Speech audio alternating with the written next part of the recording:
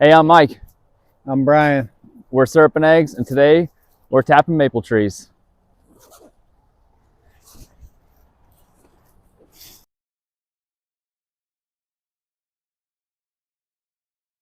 And eggs, and today we're going to start to tap our maple trees. So we're on my side of the property, and we're going to show you what you need to do this. This is the early stages of maple syrup processing. So you need some buckets. These are food grade buckets. You need a hammer to tap your taps. You need a drill with the appropriate size drill bit for your taps. So we're using 5/16 taps. That's a 5/16 drill bit. We have our hose cutter. And then we have our hose. So now we're going to get into detail of showing the actual tapping process on the trees. So stick around. All right, so now I'm going to start tapping the trees. But first we're going to start with putting our tubing together. So in case the trees start letting sap go right away, we can collect all of that. So here's the lid. So I'm going to grab a T first because we're going to connect these two maple trees together into one bucket.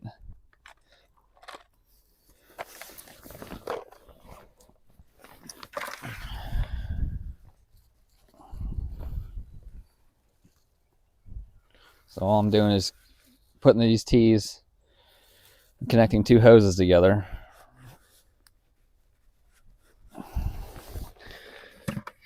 And then I have a third hose that will go into the bucket. And here's the lid. If you can see, there's a hole drilled into it. This tube will go into that hole because you don't want any debris falling into your maple sap throughout the winter. You don't want any critters getting in there either. Yeah, that's true. Would be a little sweet for them. So I just kind of guess how I want these to go. There we go. And as long as the tube is higher than your connection and the bucket, everything will flow downhill. All right. So I'm gonna get my taps ready. I'm gonna use 2 taps.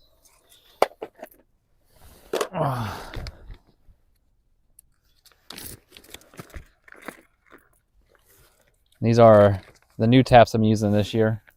They are stainless steel. I got these from Liberty Supply. They are made in America.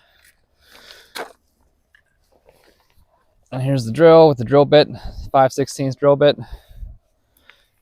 And I'm going to drill right about here. I'm going to do a slight upward angle. And we're not going to go the full length that I have this taped here. This tape is just for me, kind of to idiot-proof it to make sure I don't go too far into the wood. But with this tree, we might go about half that distance. Because you don't want to go into the heartwood. You want to stay within where the sap flows.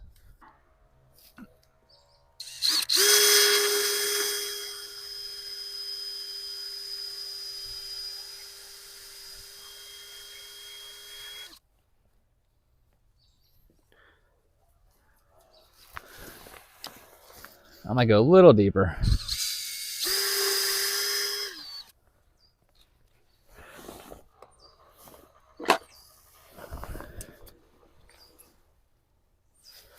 And then on these taps, they have like a tapered end, and that's the end that's going to go into the tree.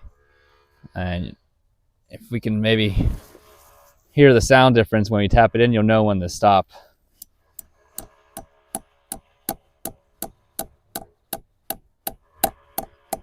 Yeah, it kind of makes that dead sound.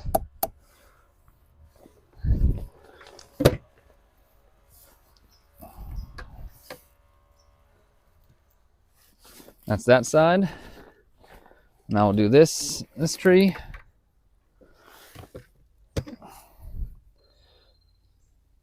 Just get an estimate of where I want the tap to be. Go right about there. Again with a slight upward angle.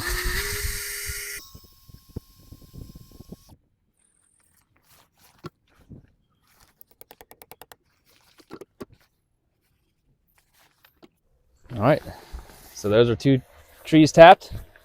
They go into 1 bucket. All right, now we're going to do the same thing. We're going to use a T. This one is minimum 20-inch diameter. We're going to put in 2 taps. A lot of people have been reading, and from what I understand is you try to tap on the western and southern sides because it warms up better in the day. So south is that way. We're going to kind of do the whole range of the southwest here. I'm going to put 1 over here and 1 over here. Tee it right in like we did the other ones. The only difference is it's only on 1 tree. We pre-cut all these hoses and we're going to just get them ready because like Mike said earlier, sometimes these will start flowing before you even get the tap in the tree. You'll tap it, or you'll drill your hole, you'll turn around to get your tap, and the tree will, like the sap will be running down the bark. Pretty amazing. It's fun to watch, you know, to see how this stuff works.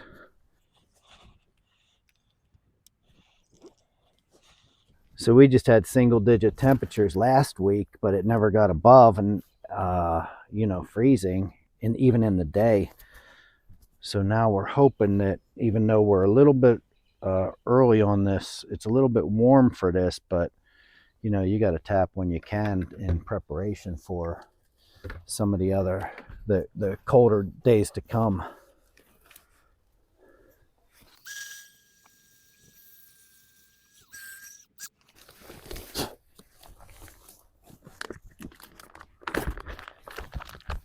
Yep, there it's dripping. Get a close up on that, Mike. It's just pouring out of there. It's just running. That's why you got to be ready.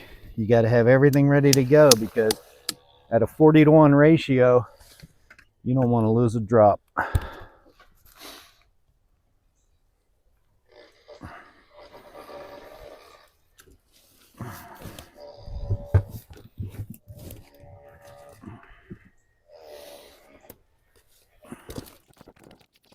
Just double check the length here. Okay.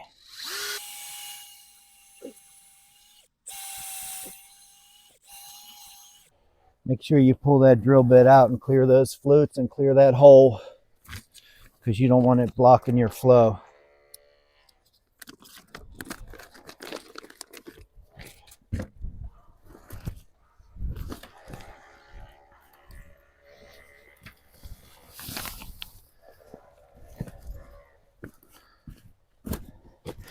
Is it coming out? Yep. Yep. Okay.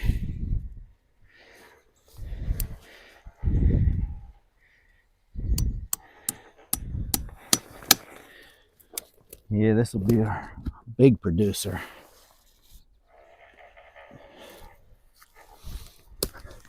Okay, do we see it flowing in that other tube yet? Yeah, see there's some sap coming down. If you look down here, it's flowing. It already made it to the T. Like if you're new to this, these will never fill up. They just slowly drip. Takes weeks, while these are flowing, to get gallons. All right, so I'm out of pre-cut tubing, so we're gonna cut a piece here. And all I do is I just try to line it up, just eyeball it, so the tubing from the tree goes into the bucket a decent amount. So I'm gonna go about there. I'm gonna use Brian's hose cutters here. They make it really easy. It's much better than using a pocket knife.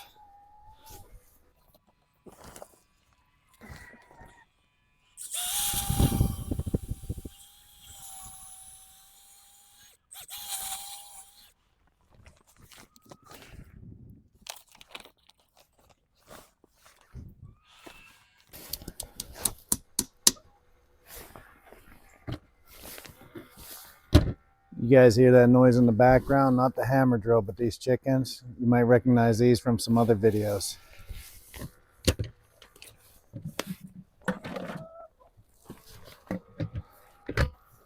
So this maple tree is going to provide syrup for us and shade for the chickens.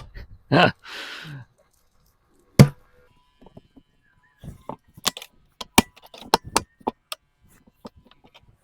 right.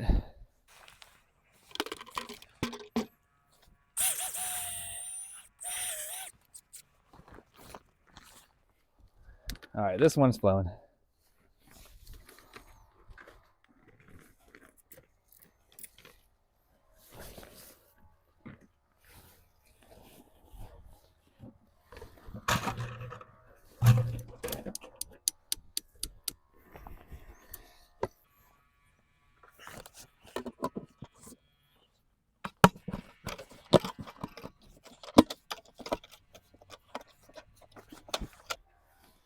Yeah, you can see it flowing on this one.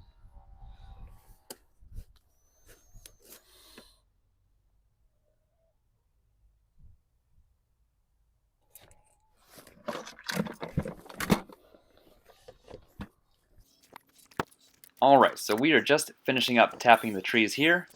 Next, we will be moving over to Brian's area to tap a bunch more trees. And that is a really fun setup that he has going on over there. So stick around to check it out. So these plastic ones, they're at like an L angle.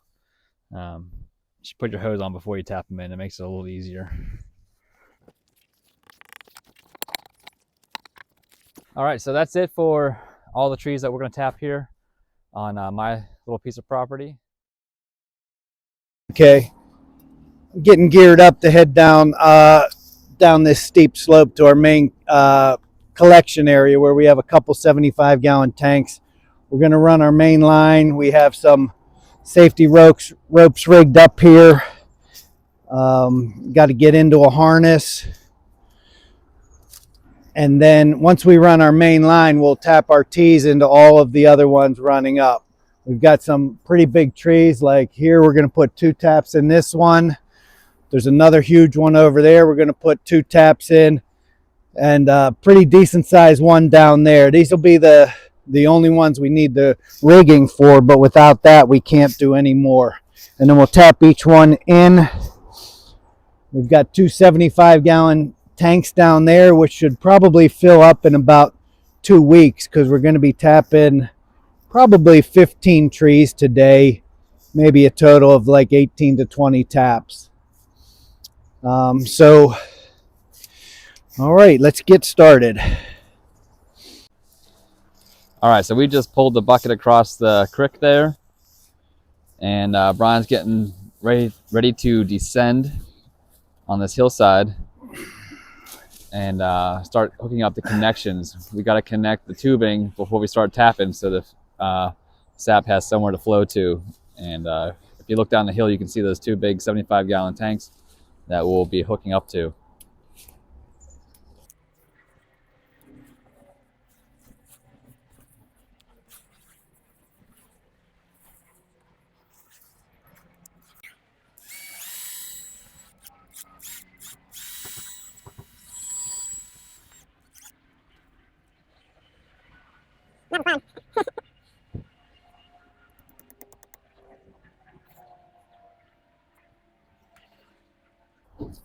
Okay, I've already installed a T here because we're running everything up to the rest of the trees up there.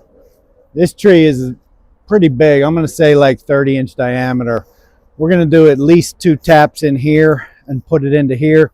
So get your length situated first to make sure you're going to make everything. We just need a short one here to put another T in.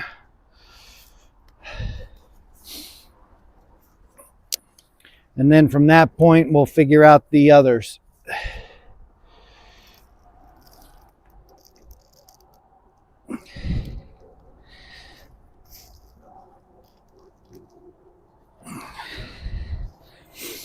Now you stay a little bit away from your last year's tap holes. You know, like 6 inches to a foot in each direction of height and distance horizontally. So we'll put another T in.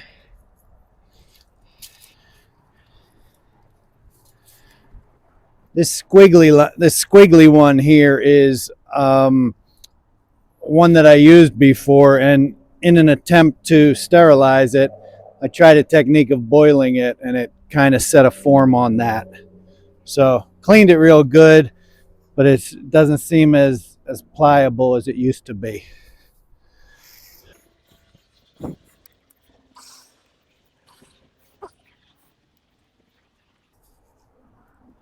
And these blue hoses, they're all the food grade hose. Yeah, food grade. I got them specifically from a maple sap supplier.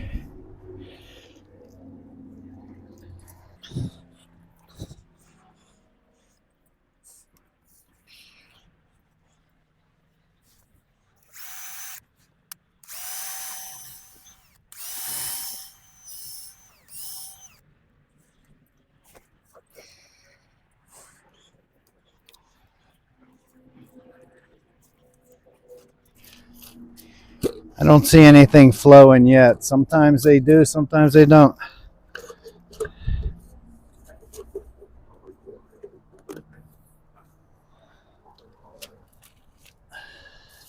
It might still have to warm up today before they start coming.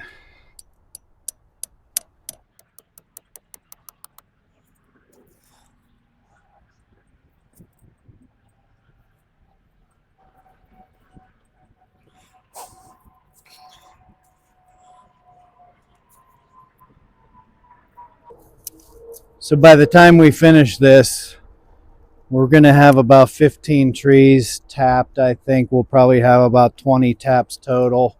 Some of these trees are pretty big, and the collection containers are two 75-gallon containers. And my friend Doug will, it's at his place.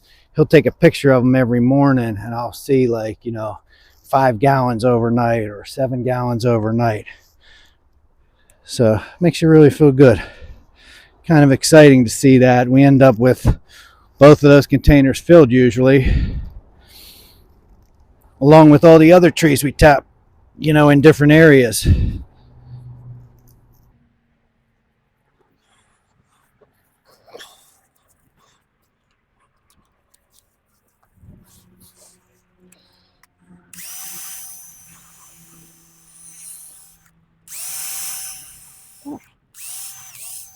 I'm gonna switch bits.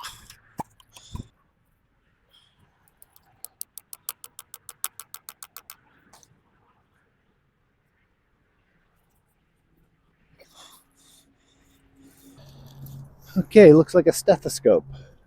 All right, so two taps on that tree, connected to the line, to another line.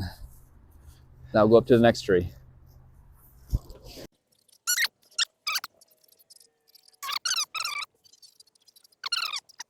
Okay, we're finishing up here. You can see the blue lines going up into the woods. Brian's up there. We have all the lines coming down into trees. And it continues on down the hill.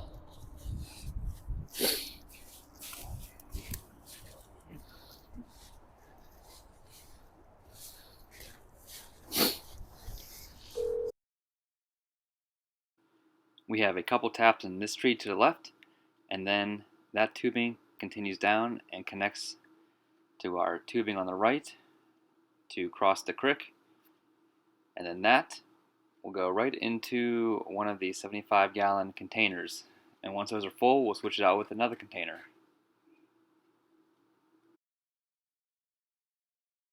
Final thoughts on walking out of the woods here with maple syrup tapping? Well, we ran out of tubing, so we probably only tapped about 10 trees instead of the 15 we wanted, but probably about 15 or 16 taps. So we're doing all right. If we get time, we can come back and finish some of the other ones up. I'd like to at least get 200 gallons total from all of our sites. And I think if we don't get these next you know, 10 trees or so, we probably won't get that. Any last thoughts on tapping maple trees? Yeah, I forgot how hard it was climbing these hills and traveling down, you know, hanging by the ropes and everything, but boy, was it fun. I mean, there's nothing like it. There's nothing like being in control of the products you're making. Yeah, and it was probably in the 20s when we started, and I was sweating right from the start. Like, it was exhilarating.